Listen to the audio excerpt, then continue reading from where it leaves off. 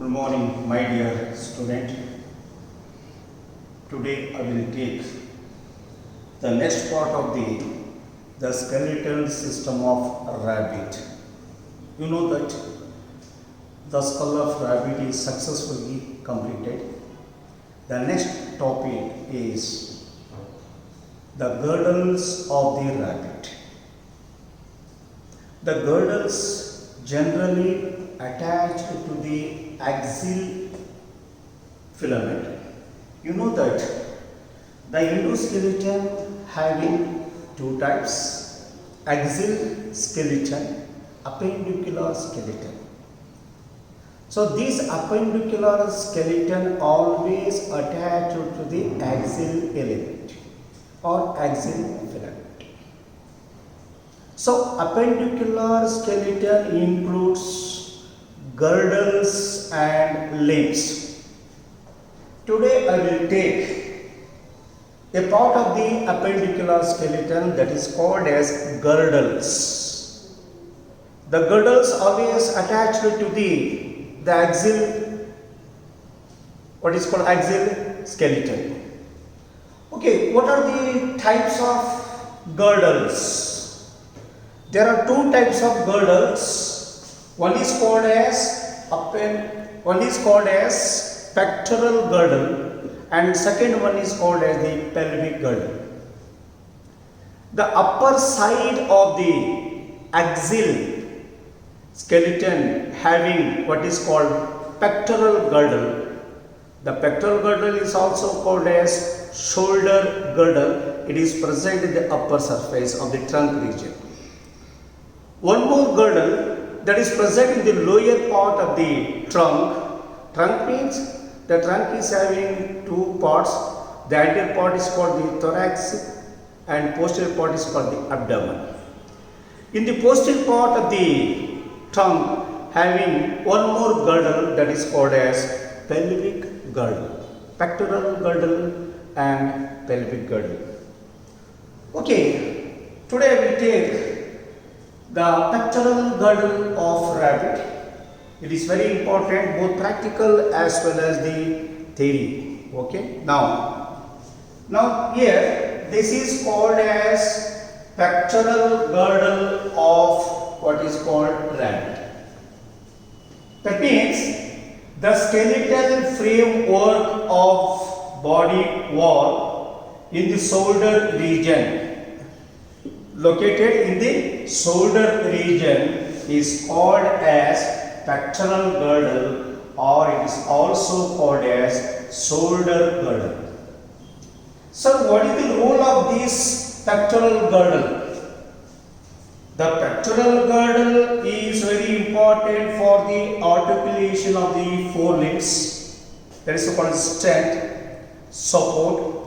It is also gives the protection to the internal delicate organs. It gives strength and support to the forelimbs. So that means it providing articulation of the forelimbs. This is called as the forelimbs. These forelimbs articulated with the shoulder girdle. So what are the elements are present in the shoulder girdle or pectoral girdle? Now here, as per evolution, we can see number of components in the lower animals. In the lower animals having many components, that pectoral girdle is made up of many components. Now here, in this case, because of the evolution, in case of rabbit, we can find only certain component. What are those? What are the components present in the pectoral girdle of rabbit? Number one is called as scapula. The one is called the scapula. The second one is called they having number of processes. That is called a metachromian process, acromian process, and coracoid process, as well as the cup-like cavity is called as the glenoid cavity. But here, the major component in the pectoral girdle is scapula. For example, you take other animals having scapula, suprascapula, coracoid, epicoracoid.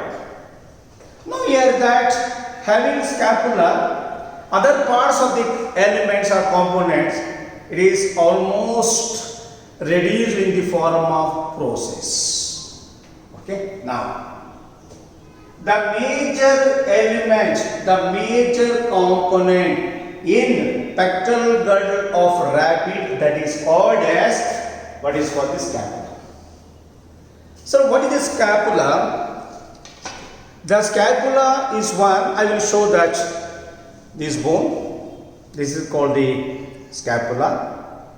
Okay, now here this is called, the entire part is called as the scapula. See here, this is entire part is called the scapula. Sir, what is the nature of the scapula? The scapula is a broaded, it is a broad, expanded leg structure, broad, thin, flattened in nature. What you call the flattened in nature. It is a broad, thin, flattened in nature.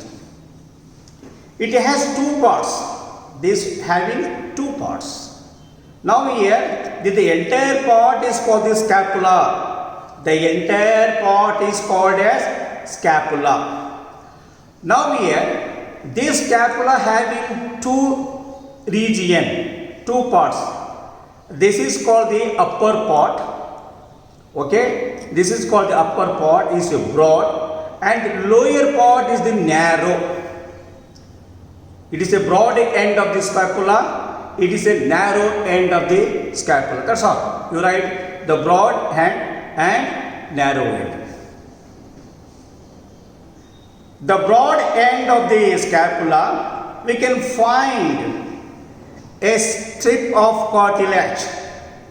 A strip of cartilage along the margin of the broad end, and this part is called as the suprascapula. This part is called the suprascapula. The suprascapula is representing in the form of thin-like structure. It is a kind of cartilaginous structure present along the border, that is a broad end of the scapula. And this part is called as the suprascapula.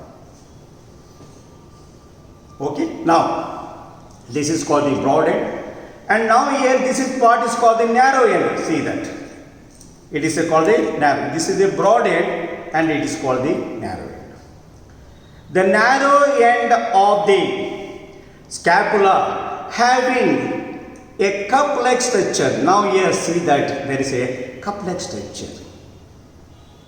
And this cup-like structure is called the glenoid cavity.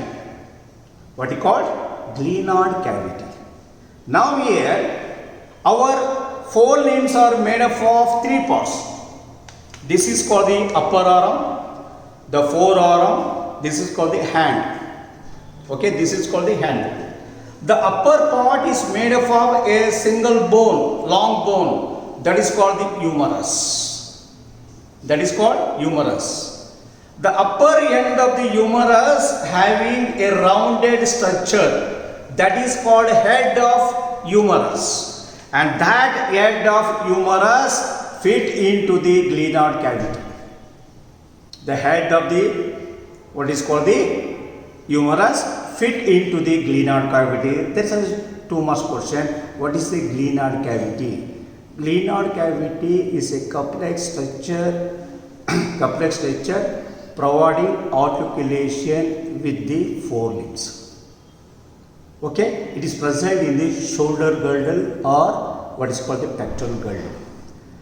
The narrow part of the scapula bearing a cup-like structure, that is called the glenoid cavity.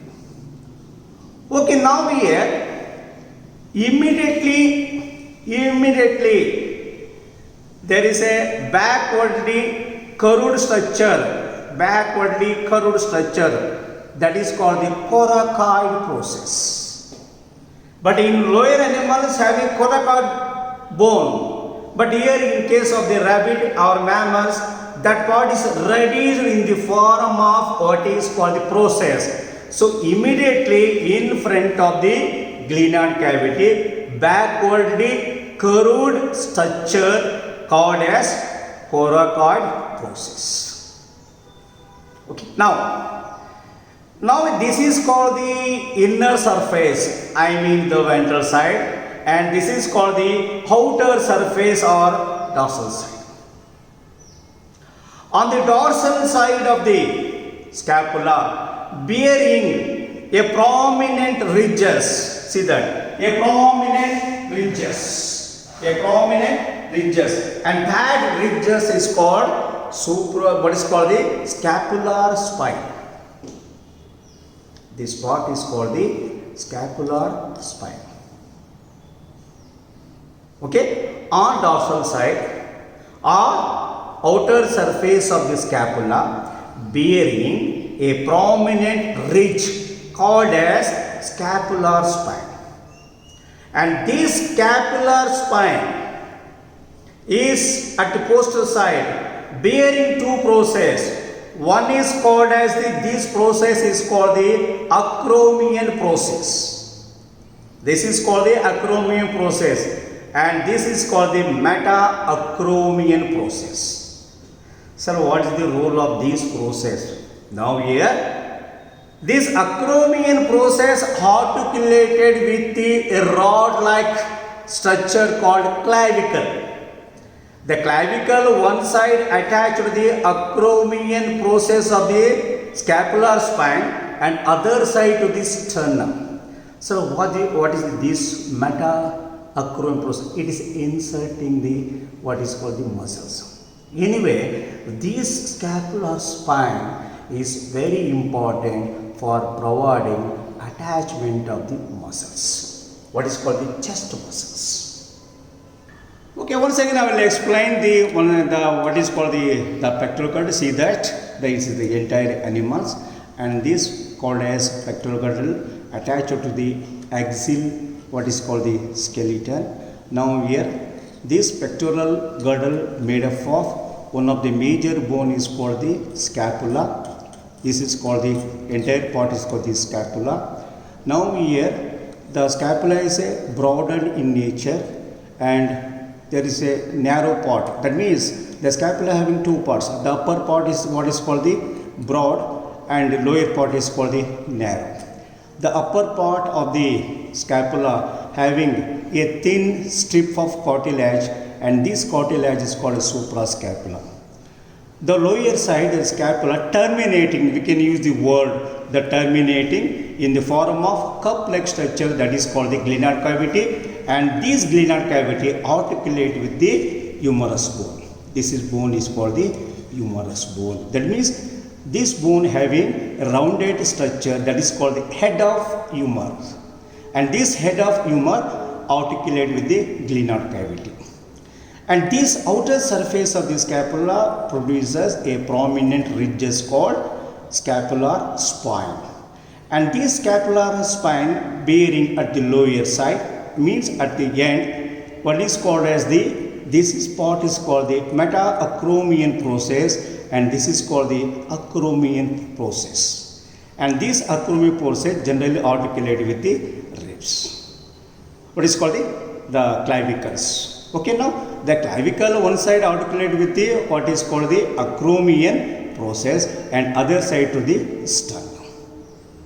Okay, now here in the glenoid cavity, just in front of the glenoid cavity, there is a backwardly curved process called as the coracoid process. That's all.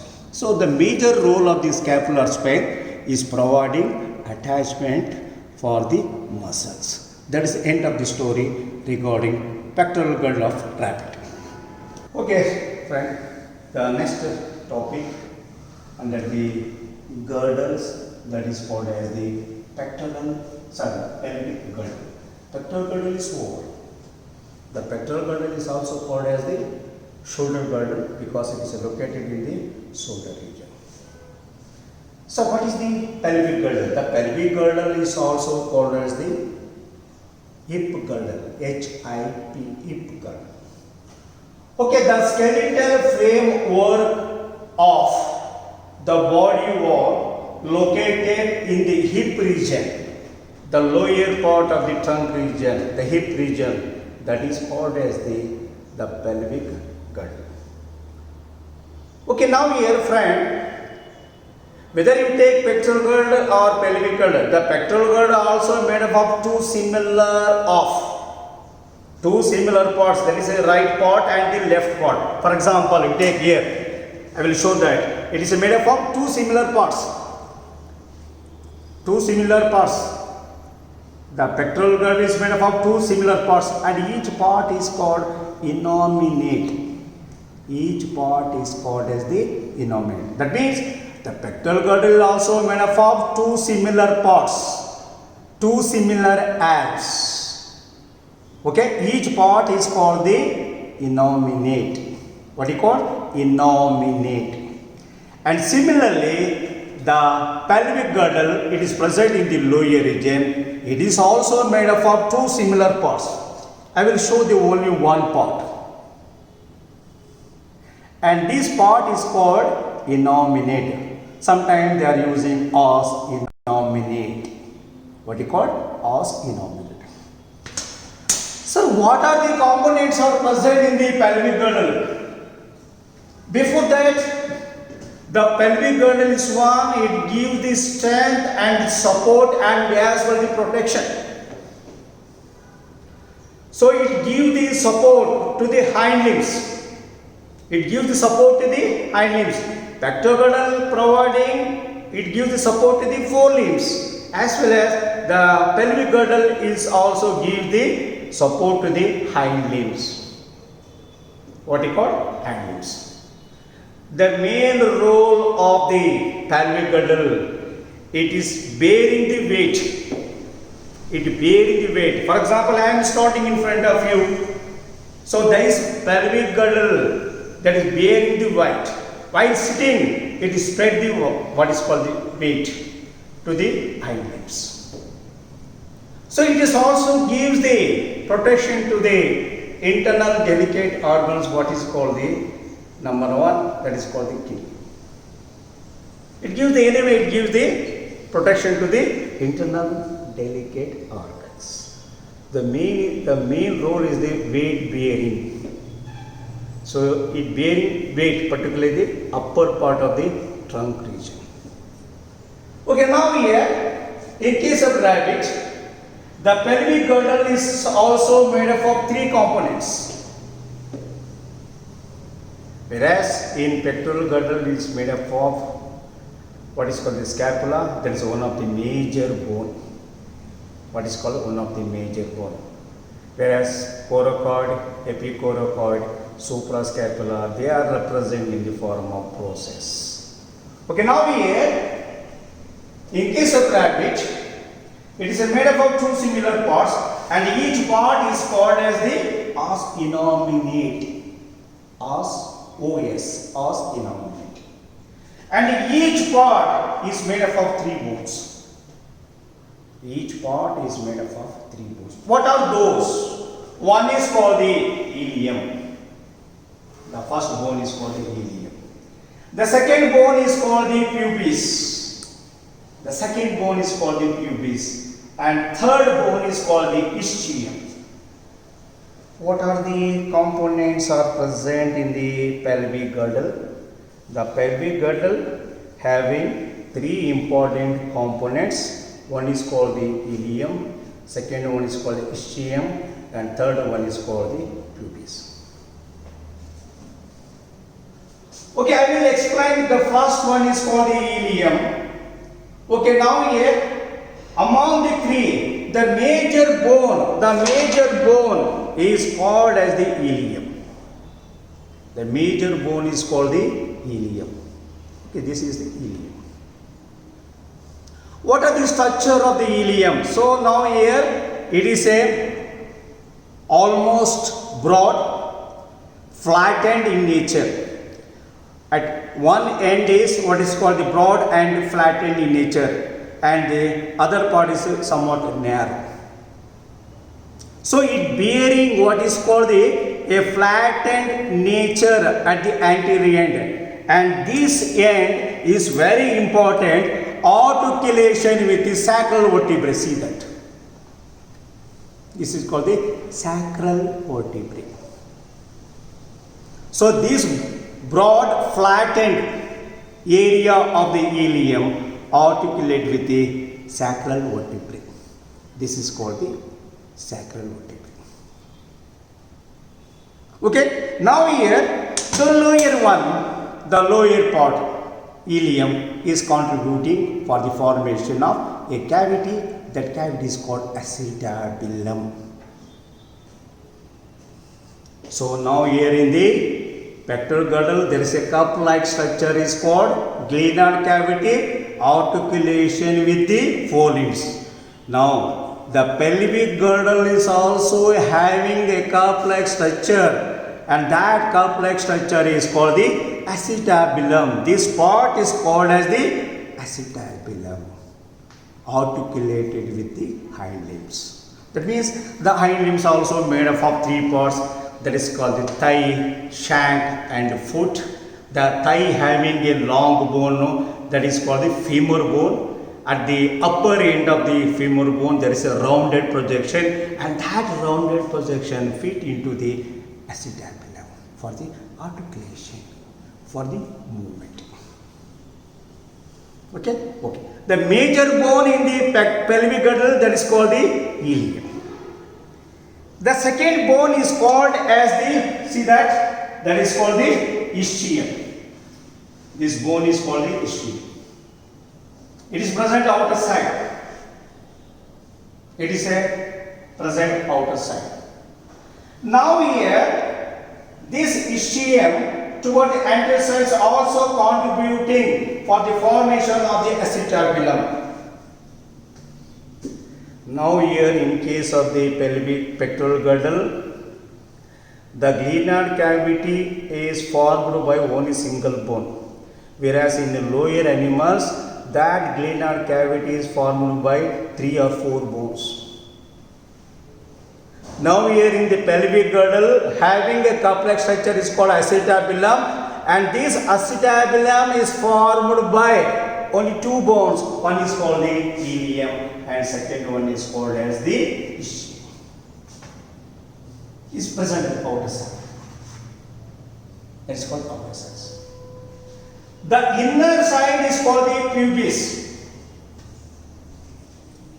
The inner side is called the pubis. Okay, now here in case of the mammals, particularly in case of female, that pelvic girdle is very light compared to the male. Now this is pelvic girdle is very important identification of male and female, because in case of female it is a basket like structure, the pelvic girdle. That structure is not present in the male. Okay, now here the inner part of the pelvic girdle is called as the pubis. The 2 pubic bones united together with the help of this thin cartilage structure, that is called pubic symphysis. That is called pubis symphysis. The 2 pubic bones united together with the help of a thin cartilage, and that fusion is called as pubis symphysis. Pubis symphysis. Now here, what is the role of this pubic symphysis? Pubic symphysis, particularly in case of the female. At the time of parturition, at the time of delivery, the pelvic girdle is expanded only in the pubic symphysis. It permitting expand. It is elastic in nature, having a kind of cartilage between the 2 pubic bones. That fusion is called pubic symphysis. It providing the expand for easy delivery. That is only in case of the female. Okay, now here between the pubis bone and the ischium there is a large opening that is called obturator foramina. there is a large opening is present between the two bones. One is called the pubis, second one the ischium, and that large opening is called obturator foramina. So now here, this pubis bone do not contributing any formation of the acetabulum because there is a small bone. There is a intercalated small ossified bone. That ossified bone is called cartilage. That bone is called the cartilage because due to the presence of that is present just in front of the acetabulum. In front of the acetabulum, there is a small intercalated ossified bone called as cartilage. Okay, this is the structure of the what is called the pelvic girdle of rabbit. Once again, with the specimen, I will explain. Now here, this is very important. This entire part is called the pelvic girdle. The pelvic girdle is made up of two similar parts, and each part is called the os innominate. Okay, now each part is made up of total 3 bones. That is called the ilium. This is called the ischium, and this bone is called the pubic or pubis. Okay, what is the role of this ilium? This ilium is one of the major element in the pelvic girdle. One end is broad end. It is a blade-like structure, flattened blade-like structure, articulate with the sacral vertebrae. The lower part is contribute to the formation of the what is called the acetabulum. There is now the ischium, that is called ischium, that is present in the outer side region. It is also contributing the formation of the acetabulum. The inner part of the bone is called the pubic. The two pubic bone is united together to form pubic symphysis. This is called the opening, and this opening present between the pubis and the ischium, that is called the obturator foramina. That's all. Thank you.